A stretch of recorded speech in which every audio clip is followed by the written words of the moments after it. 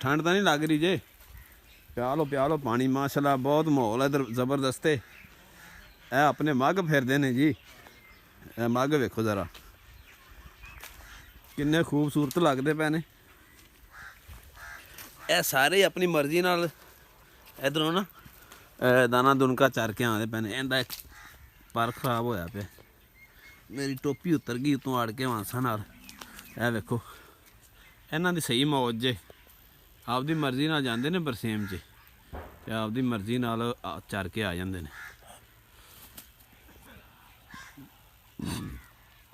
ए इन्हां दा हैगा जी नाज़म, ए जिहड़ा दिखदा पिया जी, ए नाज़म इन्हां दा।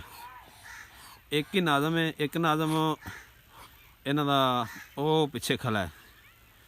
ये तीन ग्रुप ने ते तिन्ना ग्रुपां दा लैदा नाज़म। एक ओह आ रहा जी, ए सामने जिहड़ा आ रहा ओह परली साइड तो आ रहा है, ते एक खड़ा है, एक ओह पिछे खड़ा होया।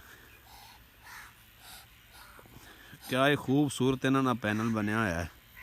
अपनी मर्जी नाल जांदे ने ते अपनी मर्जी नाल आंदे ने। तुहानूं क्लोज करके विखाइए ज़रा।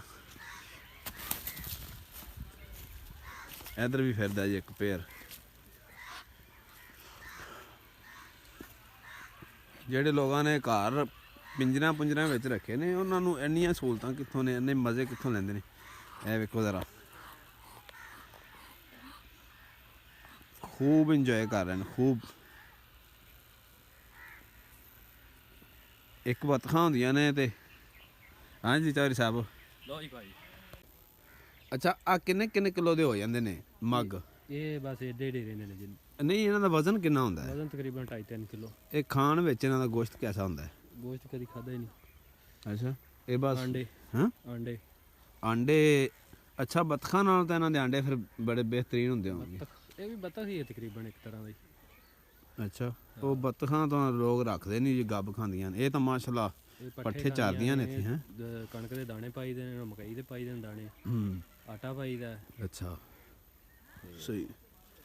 आ वे इधर किड़े ध्यान नाल लगियां तिन्ने हैं। ये जो घर विच रखनियां हुण शहर विच ते बंदा रख सकदा है। पानी तो छोटा छोटा जिहा टोआ बनाओ। टोआ हुण शहर च उत्थे कित्थे बनाईए यार आम छोटा जिहा घर बस। लो जी मेरा भी दिल करदा पिया मैं 2-4 इत्थों लै जावां ते रख लवां। चलो चलिए फिर हुण हैं।